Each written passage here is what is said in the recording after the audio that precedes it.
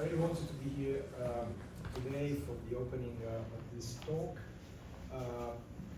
First of all, because Alain Elkann and Tamburri are two friends, but also for the content of this presentation this afternoon, which is very, very interesting. And let me say, of course, Alain Elkann doesn't really need any introduction. And he's been now for decades a writer, novelist, and journalist. And he's never been shy on addressing very complex issues. Of course, he's always been very much attracted by the issue of the Jewish identity and the Jewish influence on the Italian culture. I think I can hear myself much better now. But let me say, Alain Elkann is the quintessence of the intellectual. And what he's been doing for decades, and not only, of course, in Italy, is very, very relevant. And if I can say, I'm very curious to listen to him, to understand how come he chose this subject. Despite being a novel, a fiction, still it's a very bold subject. You may know, or you may not know, that when we talk about Ezra Pound in Italy, of course, people of culture and lovers of literature and poetry will recognize a great artist, a great poet. But most people today will make another connection in terms of names when you think about Pound. And it's very much about his personal commitment, political conviction, and commitment in support of fascism, Mussolini, and even Hitler. His proactive propaganda in support of the Nazi fascism during World War II. So we have here a very interesting dilemma, which is not new actually, when we talk about great art and great artist and very poor man, if I can be kind. So this contradiction between the artwork of artists and their personality, their personal convictions. So it's bold to try to analyze through Pound's silence and this fiction, this personality. And Anthony Tamburri is the best interviewer possible for this. So thank you very much, and thank you to the director, Claudio, Pagliara, for organizing this, and enjoy. Alain Elkann is a prolific writer and journalist, and I think he has written something like 40 books, translated in many languages, and about many issues. He gained many, he was recognized with important awards, not only in Italy but abroad. He's not only a writer, but I mean, it's even a journalist, because if you write La Stampa, you will see weekly interviews of Alan that maybe it's easier to say who you didn't interview yet, because you have interviewed many protagonists of economic, political, cultural life. I would just point on two people that here in this country are very well known,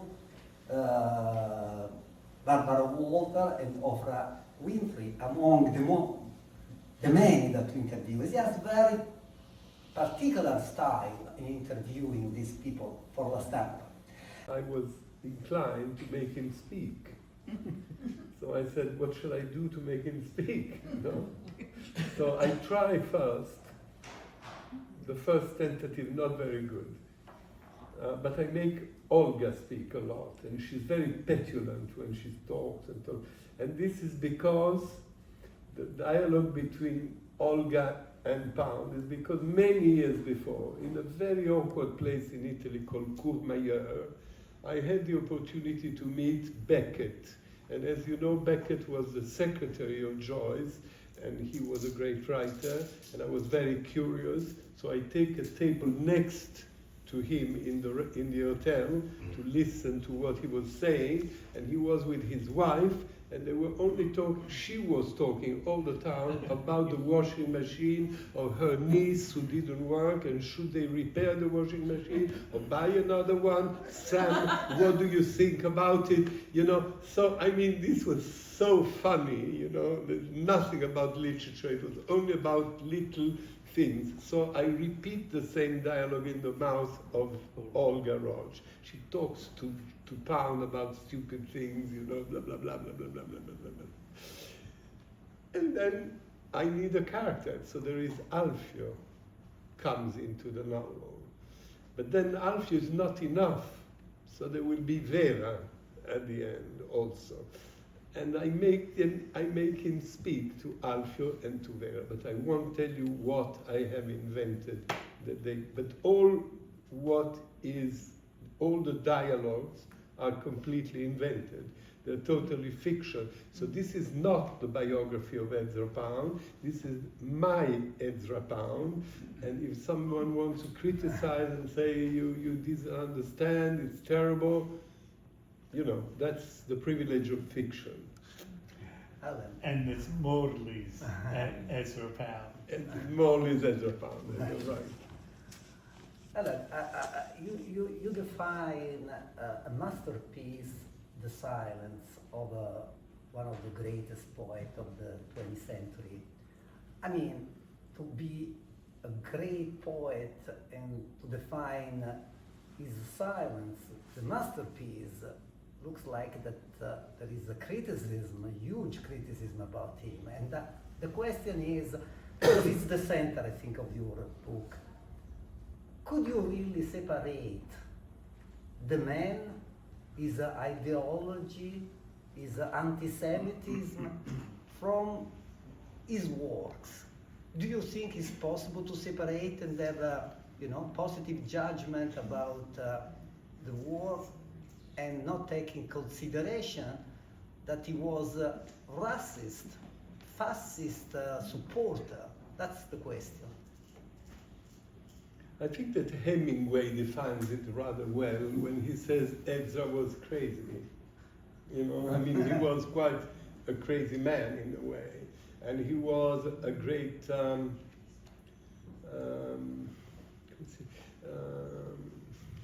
don't have the word. You know, he was a character. He was always dressed in a special way, and big collar. He had a beard. He was, you know, a character. He liked to be a character. So I am impartial in the book, you know, because it's not the only example, you know. When you see the ballerinas, the dancers of Degas, you don't think that Degas is a huge anti-Semite and blah, blah, blah. Of course, if you read Céline, there are horrible books about anti-Semitic books, but in the same time he has reinvented the French language, and he was a very important writer, and so on and so forth. And there are many cases of which I will not, even in America, you know, Edison, the guy who made the films in America, he wasn't very pro-Semite. So anti-Semitism is something that unfortunately we know even today. It's a bad flu, you know, it's like an infection. It's something that exists. Now, what is anti-Semitism? Why there is anti-Semitism? There are many, many, many reasons and explanations, and I won't now explain this. But in that period, especially as he was in France, la droite française, no? L'Action française, Maurras, I mean, the right-wing world was very strong, the anti-Semitic way of thinking.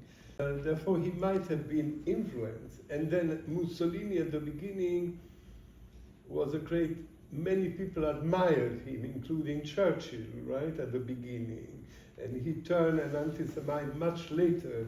I don't defend Mussolini, but that's history, right? He became anti-Semite later, for political reasons, the alliance with the Germans and so on and so forth. So, I don't know, I think that Pound didn't like democracy very much. He preferred authoritarian characters. So what do? I call people who knew Pound, you know, his friends, somebody who knew him, another who studied him, and I ask, what do you think about that? And not all the answers are the same, you know, they are controversial. Some say, if he's such an anti-Semite, he cannot be a good poet. Another one says, what it has to do with poetry. He might be a great poet, and even if he is an anti-Semite. So it is open doors, you know, it is difficult to make a statement. You can, because there is freedom. I can say he's a horrible man, never want to read his books. Or I can say he's a great poet, who cares about his ideas? You know, when you see a painting by Degas, if you like it, you don't think, you know, my God, this racist, this, you know what I mean? You can love the painting, and so it is difficult to have a moral judgment. And at the end of the day, I put in Morley's Pound in his mouth the idea that Pound says, the only thing I want to be is a poet, right?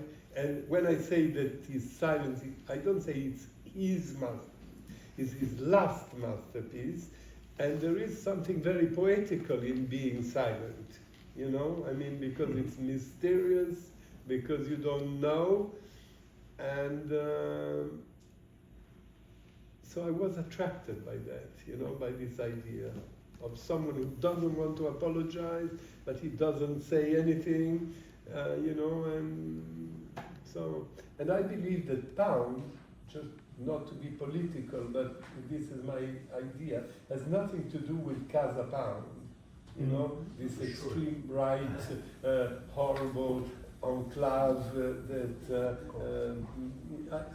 I think that, I don't know, and I think that his daughter Mary tried to remove the name, right? So I don't think there is a link. Who doesn't know what Casa Pound is? Doesn't.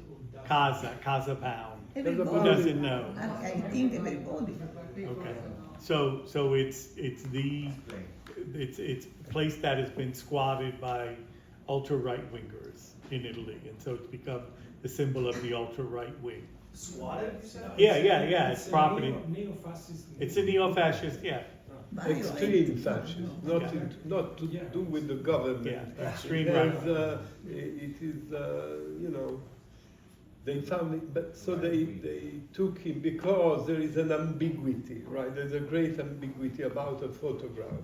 When Pounds come back to Italy from his prison, he is in Genova and in Naples. He comes out of the boat. He says he does this, right? So is this a fascist symbol, or just he was saying to people, you know, this is ambiguous. But everything is ambiguous. Nowadays, we have the same problem. And novels are ambiguous. Not that ambiguous. I mean, this is not journalism. This is not the real Pound. This is, you know, I took, and this was the exercise. The great exercise of this book, each book has to be a challenge, was not to write a biography, to be able to use a real character, a great character, and change him into a fiction character. Yeah. So this book is a book of fiction, right? I mean, it looks like it's a perfect story, but it isn't. No, that's what I think. Yes. No, very much so. But the reader inevitably thinks about the historical figure. This is Of a course, play. but that's the Pound silence, right? The idea of Pound silence is that it could be both your silence as the writer not talking about that Pound, as well as the historical silence that is Pound silence, and as well as that sort of, now I'm going to get a little bit academic here, that interpretive space that is silent that the reader fills.